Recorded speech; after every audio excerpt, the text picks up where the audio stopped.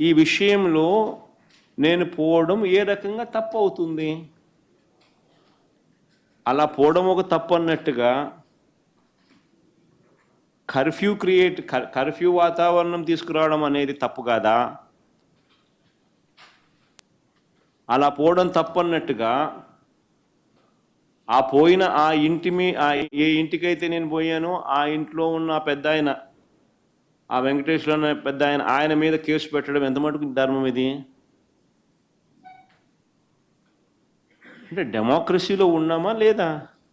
ప్రజాస్వామ్యం లేదు రాష్ట్రంలో, రెడ్ బుక్ రాజ్యాంగం నడుస్తూ ఉందని చెప్పడానికి ఇదొక నిదర్శనం.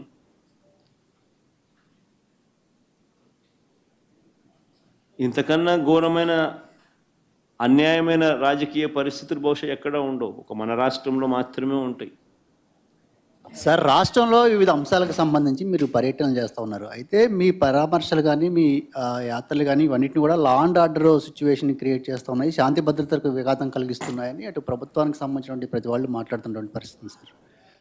లా అండ్ ఆర్డర్ సమస్యలు ఎవరు క్రియేట్ చేస్తున్నారు స్వామి? నేను పోతాను, కలుస్తాను, వస్తాను, వీళ్ళకేం సంబంధము?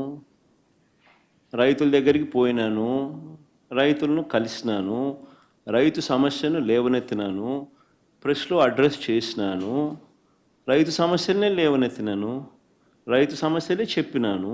ఎవరికి ఏం తప్పు జరిగింది? ప్రతిపక్షంలో ఉన్న ప్రతిపక్ష నాయకుడిగా నేను చేయాల్సిన ధర్మం నేను చేసినాం. నా ప్రోగ్రాంను అడ్డుకునింది మీరు. ఎందుకు అడ్డుకున్నారు? నా ప్రోగ్రాంకి ఎంతమంది వస్తే నీకేం బాధ? నీ ప్రోగ్రాంకి రాలేదని నీకెందుకు అంత బాధ?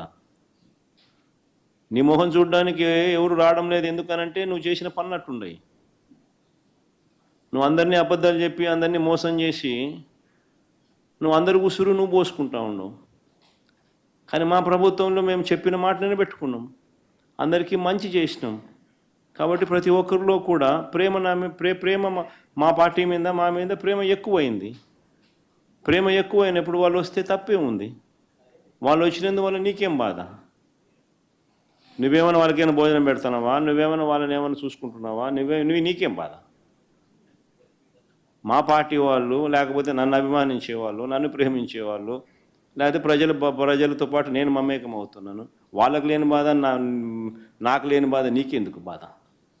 గంజాయి బ్యాచ్ అదే నేను చెప్పేది. ఆయన ప్రతి ఒక్కరి మీద అబాండాలు వేయడం ఆయనకు అలవాటు అయిపోయింది. రైతుల సమస్యలు నేను లేవనెత్తితే నేను వెళ్ళేదాకా రైతుల సమస్యలు ఆయన ఎందుకు ప్రస్తావించలేదు?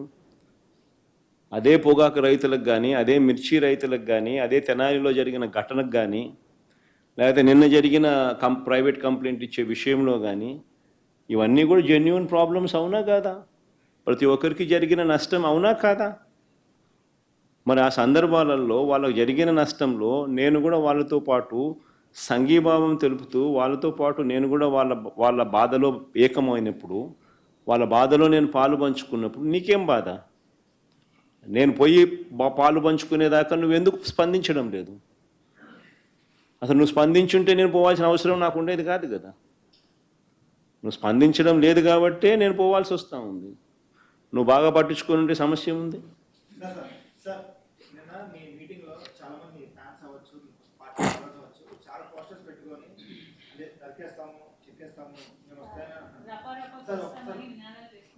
డైలాగ్ చెప్పు ఒకసారి, మళ్ళీ ఏమన్నాడు? మళ్ళా చెప్పమా? పూర్తి డైలాగ్ చెప్పాలా? పూర్తి డైలాగ్ చెప్పది ఏంది? మళ్ళీ చెప్పు, కొంచెం మైక్ తీసుకొని చెప్పు, బాగా వినపడుతుంది నాకు. ఏం జాతరలో? మళ్ళీ చెప్పు. గంగమ్మ జాతరలో పొట్టేళ్ళ తలకాయలు కోసినట్టు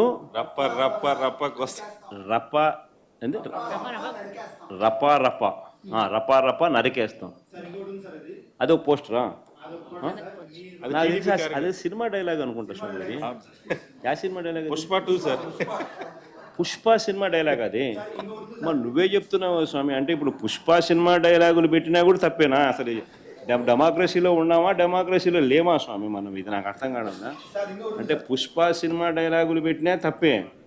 పుష్ప ఫోటోలు పెట్టినా తప్పే, గడ్డ మిట్టనే తప్పే, గడ్డ మిట్టనే తప్పే. ఏంది స్వామి ఇది? ఏ ప్రపంచంలో ఉన్నాము? ఇదంతా డెమోక్రసీలో ఉన్నామా, డెమోక్రసీలో లేమా? సార్ ఆ పోస్టర్ పట్టుకున్న అతను కూడా టీడీపీ కుర్రాడు సార్. అంతకుముందు టీడీపీ నాయకుడితో కలిసి దిగిన ఫోటోలు కూడా బయటకు వచ్చాయి. అతను టీడీపీ కార్యకర్త, టీడీపీ సంబంధించిన మెంబర్షిప్ కార్డు కూడా ఉంది అతని. కానీ అతను మీ పార్టీ సంబంధించిన వ్యక్తిగా ఆ మనిషికి టీడీపీతో ఇంతకుముందు గతంలో తిరిగిన ఫోటోలు కూడా ఉన్నాయా? మెంబర్షిప్ కూడా ఉంది సార్. మెంబర్షిప్ కూడా ఉంది సార్. ఆ టీడీపీ సభ్యుడు కూడా మెంబర్షిప్ కూడా ఉన్నాడా? అంటే దాని అర్థం వీళ్ళే పెట్టించినారా? పెదకూరపాడు నియోజకవర్గం సార్. ఓ టీడీపీ సభ్యత్వం కూడా ఉందా మరి?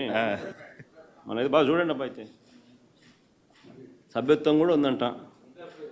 మళ్ళీ ఏదైతే నేమలే పాపం లే పాపం, మనం అయినా కానీ ఏదో మారినాడు అనుకుందాంలే, సంతోషపడదాం. సార్ ఇందాక మీరు ఒక జీవో ఎక్స్ప్లెయిన్ చేశారు. అంత టీడీపీ సింపతైజర్ కూడా చంద్రబాబు నాయుడు మీద కోపంతో మారినాడు అని చెప్పి సంతోషపడదాం. మారి టీడీపీని రపా కోసేస్తానని కూడా అంటున్నాడని కూడా సంతోషపడదాం. నిజంగానే బాధ ఉంటుందేమో కదా వాళ్ళకు కూడా. అన్ని పథకాలు ఎగరగొడతా ఉన్నాడు, అన్ని అబద్ధాలు అయిపోయినాయి, ఫీజు రీఎంబర్స్మెంట్ లేవు, ఆరోగ్యశ్రీ లేదు, రైతులకు పెట్టుబడి సహాయం రావడం లేదు, పెట్టుబడి గిట్టుబాటు ధరలు రావడం లేదు, మరో పక్క అబద్ధాలు మోసాలతో సూపర్ 6లు లేవు, సూపర్ 7లు లేవు.